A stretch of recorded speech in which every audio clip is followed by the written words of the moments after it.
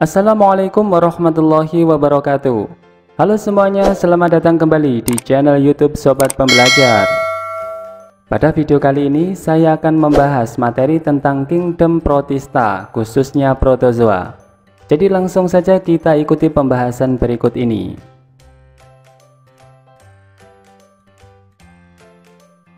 Pertama-tama kita akan membahas karakteristik protozoa. Karakteristik protozoa yang pertama adalah bahwa protozoa bersifat eukariotik, yaitu kelompok organisme yang sudah memiliki membran inti. Yang kedua, bentuk sel pada umumnya tetap kecuali pada rhizopoda.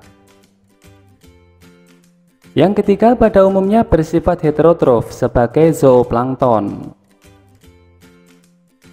Yang keempat, beberapa jenis bersifat parasit. Yang kelima, protozoa ini memiliki bentuk tubuh berbeda tiap fase siklus hidupnya. Yang keenam, bertahan hidup dalam kondisi lingkungan yang buruk dengan menggunakan sista.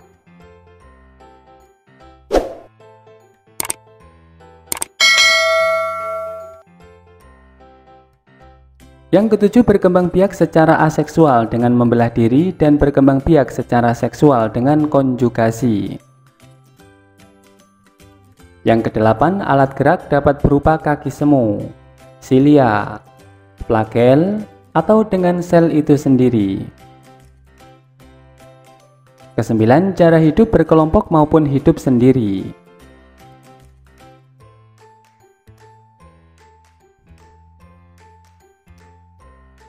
Kesepuluh, adapun cara pengambilan nutrisi yang pertama adalah secara holozoik, yaitu memakan organisme hidup yang lain. Yang kedua, saprozoik, yaitu memakan organisme yang telah mati. Yang ketiga, saprofitik, yaitu menyerap zat yang terlarut di sekitarnya. Dan yang keempat, bersifat holofitik atau autotrof, artinya dapat membentuk makanannya sendiri. Berikut ini adalah beberapa contoh dari anggota protozoa, misalnya Chlamydomonas, Amoeba, Paramecium, dan Euglena.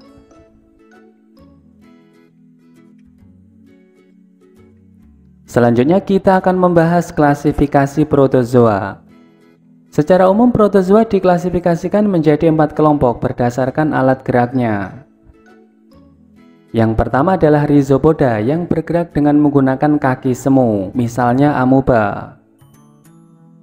Yang kedua, flagellata yang bergerak dengan menggunakan flagel, contohnya euglena. Yang ketiga, ciliata yang bergerak dengan menggunakan silia, misalnya paramecium. Dan yang keempat adalah sporozoa yang tidak memiliki alat gerak, misalnya plasmodium.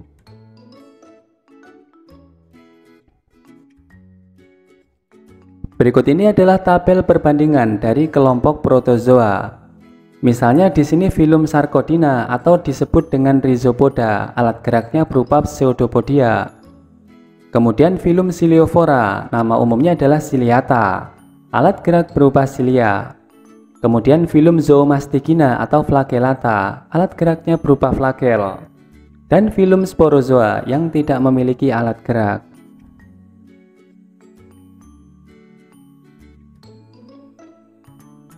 Sekarang kita akan membahas kelompok rhizopoda atau Sarcodina. Karakteristik rhizopoda yang pertama adalah bergerak dengan menggunakan kaki semu atau pseudopodia, yang merupakan ciri khusus dari kelompok rhizopoda ini.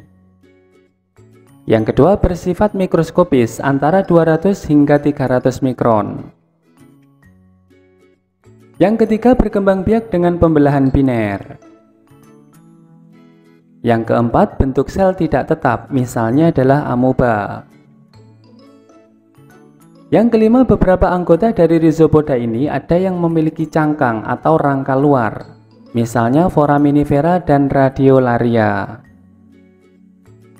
Yang keenam, bersifat heterotrof dengan memangsa organisme lain dengan fagositosis. Yang ketujuh, hidup bebas atau soliter maupun bersifat parasit.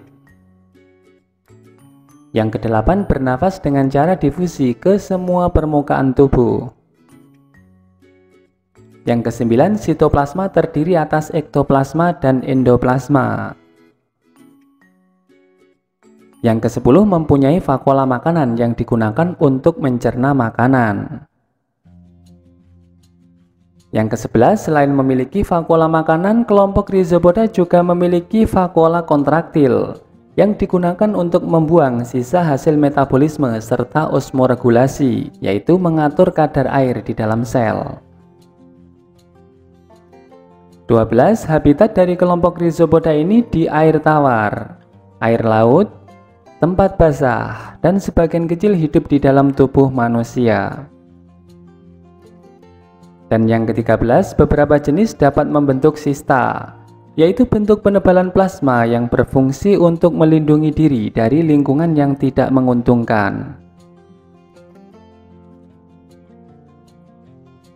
Berikut ini adalah contoh kelompok Rhizopoda. Yang pertama adalah amoeba. Yang kedua adalah foraminifera. Yang ketiga radiolaria. Dan yang keempat didinium.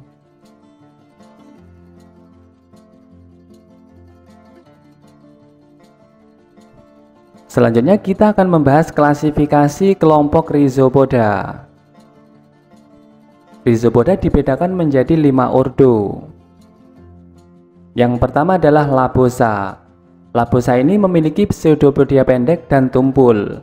Dapat dibedakan dengan jelas antara ektoplasma dan endoplasma. Yang kedua adalah Filosa. Filosa ini memiliki pseudopodia halus mirip bentuk benang serta bercabang-cabang. Yang ketiga Foraminifera. Kelompok Foraminifera memiliki pseudopodia yang panjang serta halus dan juga mempunyai rangka luar dari zat kapur. Yang keempat adalah Heliozoa.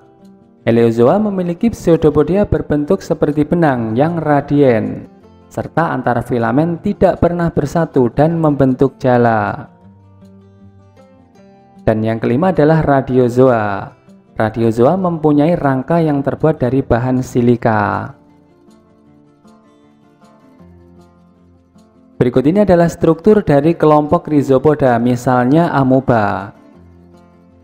Beberapa struktur yang dapat ditemukan pada amoeba misalnya adalah membran sel, kemudian ada nukleus, lisosom, vakuola kontraktil, vakuola makanan, mitokondria, pseudopodia, kemudian ada endoplasma dan juga ada ektoplasma.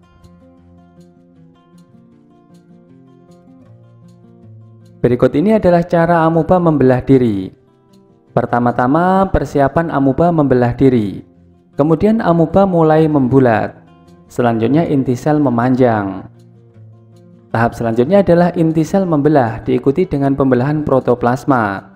Dan pada akhirnya sitoplasma membelah sehingga terbentuk 2 amoeba yang baru.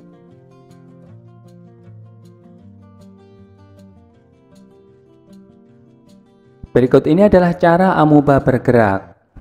Pertama, untuk memulai pergerakannya, amoeba memanjangkan ektoplasma pada suatu titik di tubuhnya. Hasil perpanjangan ektoplasma ini kemudian membentuk suatu bagian seperti tonjolan. Kedua, endoplasma amoeba akan bergerak menuju tonjolan tersebut dan terbentuklah pseudopodia atau kaki semu pada amoeba.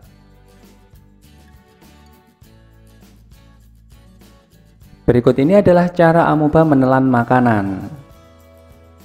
Yang pertama, amoeba bergerak ke partikel makanan. Yang kedua, pseudopodia mendekati makanan. Yang ketiga, pseudopodia mengelilingi makanan. Yang keempat, makanan masuk ke dalam sel dan dicerna. Sisa makanan dikeluarkan melalui ektoplasma.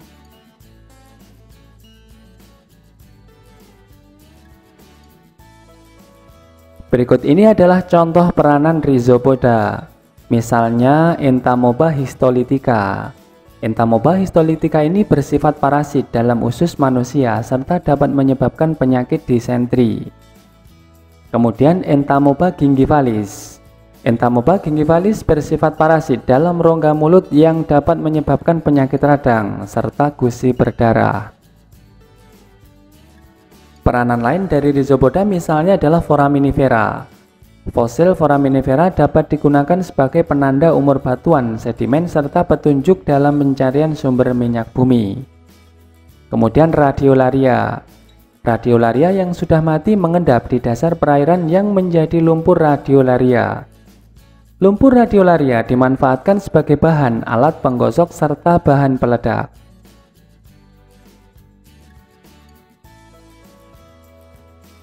Selanjutnya kita akan membahas kelompok flagellata. Karakteristik yang pertama dari kelompok flagellata adalah bergerak dengan menggunakan bulu cambuk atau flagellum, yang merupakan ciri khas dari kelompok flagellata ini. Yang kedua, bersifat mikroskopis. Yang ketiga, uniseluler yang hidup secara soliter atau berkoloni. Yang keempat, beberapa anggota memiliki mitokondria. Sebagian anggota yang lain tidak memiliki mitokondria. Yang kelima, hidup secara parasit atau bersimbiosis mutualisme dengan organisme lain. Yang keenam, hidup di air tawar maupun di air laut. Yang ketujuh, reproduksi secara aseksual dengan pembelahan biner dengan arah membujur. Yang kedelapan, merupakan nenek moyang dari hewan dan tumbuhan. Yang kesembilan, mendapatkan nutrisi secara holozoik, holofitik maupun saprofitik. Dan yang ke-10, memiliki pelikel yang memungkinkan sel dalam mendistorsi bentuk tubuh sehingga menghasilkan gerakan mengeliat yang disebut dengan gerakan euglenoid, dan juga untuk melindungi tubuhnya.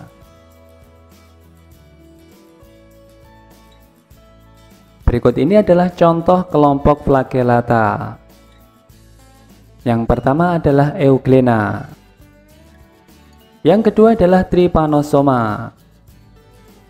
Yang ketiga adalah noctiluca. Dan yang keempat adalah giardia lambia.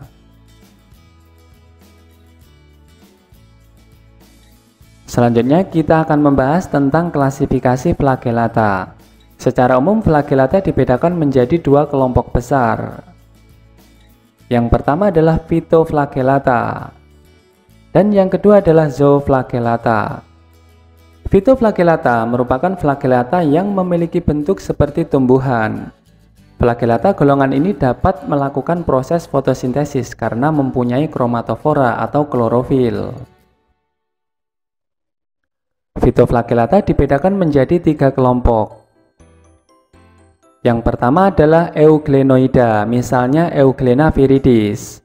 Euglenoida merupakan phytoflagellata yang tubuhnya mirip dengan gelendong yang diselubungi oleh pelikel. Yang kedua adalah dinoflagellata, contohnya adalah Noctiluca miliaris. Dinoflagellata ini merupakan golongan phytoflagellata, yakni dengan bentuk tubuh yang beragam. Ada yang berbentuk lonjong dengan warna kecoklatan dan ada juga yang kekuningan. Dinoflagellata ini mempunyai flagel yang letaknya di cekungan transversal yang mengelilingi tubuh. Tetapi banyak spesies ini yang kehilangan flagelnya, yang setelah itu tumbuh sebagai fase vegetatif non-motil. Yang ketiga adalah Volvosida, misalnya adalah Volvox globator.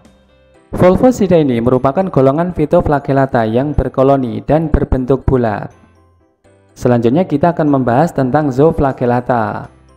Zooflagellata ini disebut sebagai protozoa yang paling primitif apabila dibandingkan dengan jenis protozoa lainnya, karena mengalami transisi dari bentuk organisme prokariotik menjadi eukariotik. Oleh sebab itu, zooflagellata ini merupakan flagellata yang mirip juga dengan hewan yang tidak mempunyai kloroplas, sehingga sifatnya adalah heterotrof. Berikut ini adalah contoh kelompok zooflagellata. Yang pertama adalah trypanosoma, misalnya Trypanosoma cruzi.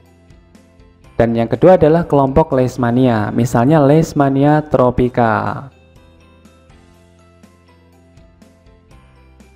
Berikut ini adalah struktur Euglena sebagai contoh dari kelompok flagellata. Beberapa organel yang terdapat pada Euglena misalnya adalah nukleus, fotoreseptor, stigma, flagella, badan Golgi, vakuola kontraktil, kloroplas dengan pirenoid dan mitokondria.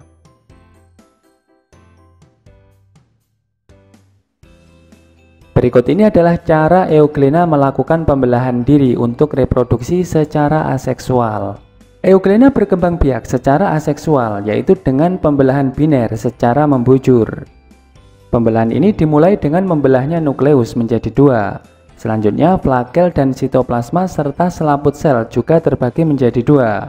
Dan pada akhirnya terbentuklah dua sel Euglena yang baru. Berikut ini adalah peranan flagellata. Contoh spesies flagellata beserta peranannya adalah sebagai berikut. Trypanosoma gambiense dan Trypanosoma rhodesiense. Keduanya merupakan parasit yang hidup di dalam darah yang menyebabkan penyakit tidur. Yang hospes perantaranya adalah Glossina palpalis untuk Trypanosoma gambiense dan lalat Glossina mursitan untuk Trypanosoma rhodesiense. Selanjutnya Trypanosoma evansi.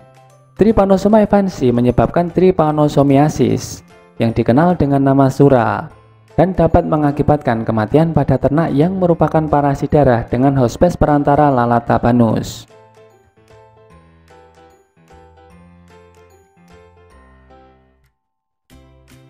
Contoh peranan flagellata yang lain misalnya adalah Leishmania donovani. Leishmania donovani menyebabkan leishmaniasis atau kala azar dan berdampak perbesaran hati, limfa, kelenjar limfa, anemia, serta dapat menimbulkan kematian. Selain itu juga Euglena viridis. Euglena viridis ini bersifat mixotrof karena bersifat heterotrof dan dapat juga melakukan proses fotosintesis apabila ada cahaya. Euglena viridis ini merupakan kelompok flagellata yang bersel satu sehingga dapat digunakan sebagai sumber PST atau protein sel tunggal.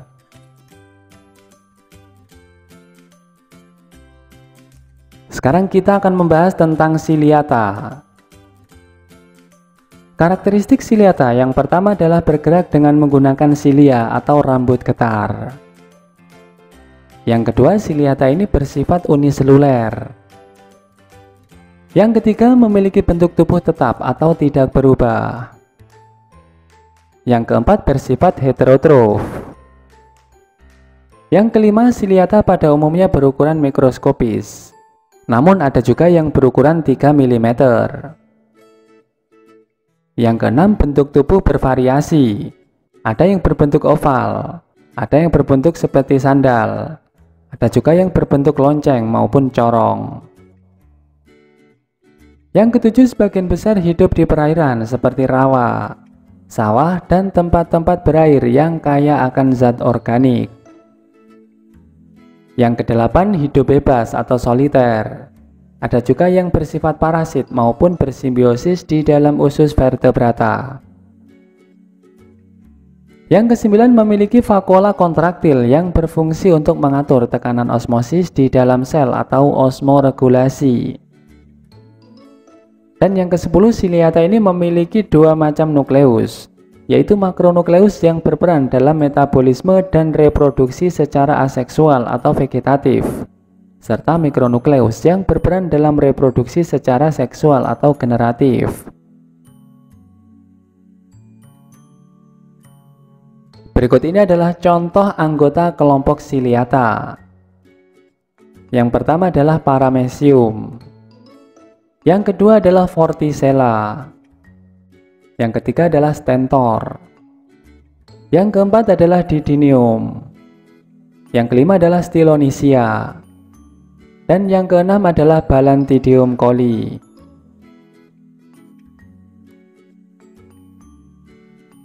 Sekarang kita akan membahas klasifikasi ciliata. Secara umum ciliata dibedakan menjadi 4 kelompok. Yang pertama adalah Holotrichia. Holotrichia merupakan ciliata yang hidup dengan berenang sangat bebas, misalnya Paramecium dan Didinium. Yang kedua adalah Suctoria. Suctoria ini merupakan kelompok ciliata yang memiliki tentakel dan biasanya hidup melekat pada substrat, misalnya Vorticella. Yang ketiga adalah Peritrichia. Brithrisia merupakan kelompok Ciliata yang hidup berkoloni, biasanya berbentuk seperti bola atau oval, misalnya Nyctoterus ovalis. Dan yang keempat adalah Spirotrisia. Spirotrisia merupakan kelompok Ciliata yang berbentuk seperti trompet, menetap di air bergenang atau air mengalir, misalnya Stentor dan Euplotes.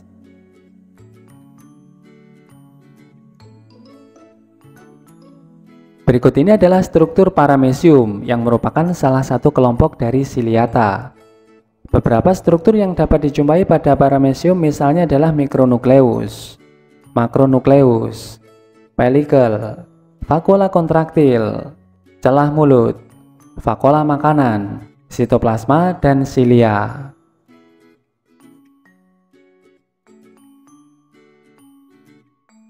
Berikut ini adalah cara Paramecium melakukan reproduksi. Cara Paramecium melakukan reproduksi secara konjugasi adalah sebagai berikut. Pertama, dua Paramecium yang memiliki susunan genetik berbeda akan saling mendekat dan menempel sebagian selnya. Kedua, mikronukleus pada masing-masing individu akan melakukan meiosis, menghasilkan 4 mikronukleus yang bersifat haploid. Ketiga, salah satu mikronukleus akan membelah mitosis, sedangkan 3 yang lainnya akan hancur. Keempat, pasangan Paramecium tersebut kemudian akan saling bertukar mikronukleus. Kelima, terjadi singami atau penyatuan antar mikronukleus sendiri dengan mikronukleus yang diperoleh dari sel pasangannya. Penyatuan ini membentuk mikronukleus baru yang bersifat diploid dengan susunan genetik campuran antara 2 mikronukleus. 6 mikronukleus baru yang terbentuk akan melakukan 3 kali pembelahan mitosis sehingga dihasilkan 8 mikronukleus baru. Ketujuh, makronukleus pada masing-masing sel asli akan hancur. 4 mikronukleus berkembang menjadi 4 makronukleus melalui replikasi DNA secara terus-menerus. 4 mikronukleus sisanya tetap sebagai mikronukleus. Dan yang ke-8, masing-masing sel akan membelah diri. Dan setiap sel akhirnya menghasilkan 4 individu baru yang memiliki mikronukleus dan makronukleus baru. Hasil akhir dari 2 individu Paramecium yang melakukan konjugasi adalah 8 sel baru yang memiliki susunan genetik sama, namun berbeda dengan susunan genetik sel awal sebelum konjugasi. Berikut ini adalah peranan Ciliata. Yang pertama adalah peranan menguntungkan dari Ciliata adalah Didinium yang berperan sebagai predator di air tawar. Kemudian peranan merugikan dari Ciliata misalnya adalah Balantidium coli yang hidup sebagai parasit dalam usus manusia yang dapat menyebabkan diare berdarah. Selanjutnya kita akan membahas tentang sporozoa. Karakteristik yang pertama adalah disebut sporozoa karena dalam tahap tertentu dalam hidupnya dapat membentuk sejenis spora. Yang kedua, bersifat uniseluler sederhana, berbentuk bulat panjang dengan sebuah nukleus. Ketiga, tidak mempunyai alat gerak dan vakuola kontraktil. Keempat, hampir semua anggotanya bersifat parasit. Kelima, respirasi dan ekskresi dilakukan secara difusi. Keenam, perkembangbiakan vegetatif disebut skizogoni dengan pembelahan berganda melalui pembentukan spora pada bagian tubuh inang, biasa disebut dengan sporogoni, atau bisa juga melalui proses pembelahan diri pada bagian tubuh inang, biasa disebut dengan skizogoni. Ketujuh, perkembangbiakan generatif pada nyamuk melalui peleburan 2 gamet. Contoh kelompok sporozoa misalnya adalah Plasmodium. Selanjutnya kita akan membahas klasifikasi sporozoa. Secara umum sporozoa dibedakan menjadi 2 kelompok.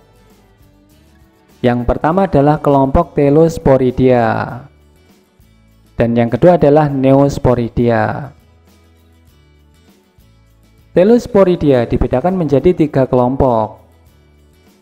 Yang pertama adalah Gregarinidia, misalnya adalah Monocistis. Kedua adalah Coccidia, misalnya adalah Eimeria. Dan yang ketiga Hemosporidia, misalnya adalah Plasmodium. Selanjutnya kelompok Neosporidia dibedakan menjadi dua grup. Yang pertama adalah Myxosporidia, misalnya Myxidium. Dan yang kedua Sarcosporidia, misalnya adalah Sarcocystis. Berikut ini adalah struktur Plasmodium sebagai salah satu contoh kelompok sporozoa. Beberapa struktur yang dapat dijumpai pada Plasmodium misalnya adalah nukleus, mitokondria, membran sel, badan Golgi, dan mikronom.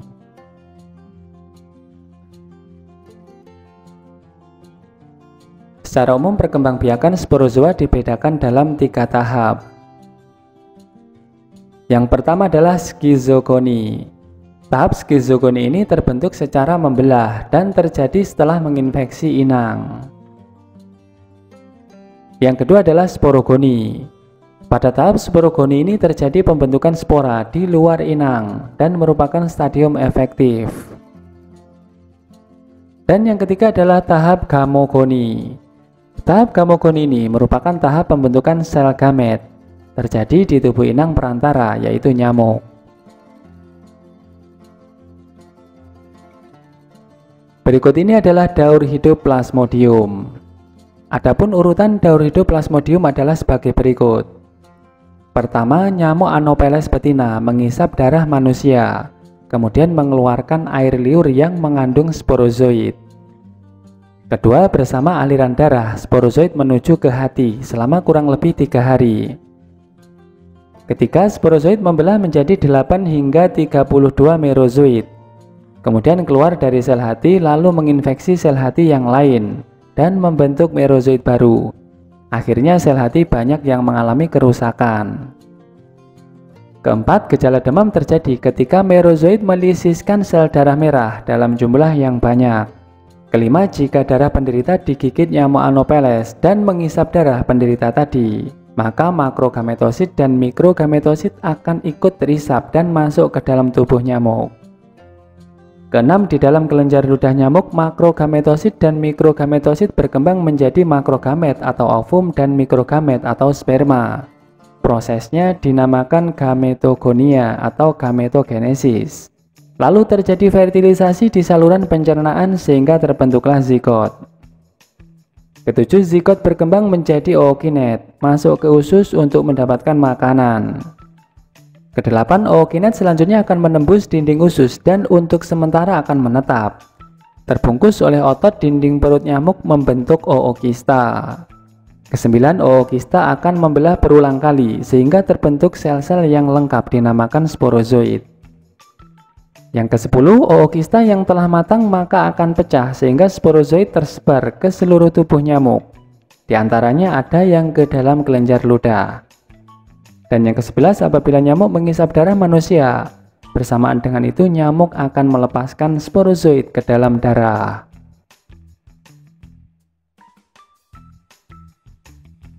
Berikut ini adalah peranan sporozoa.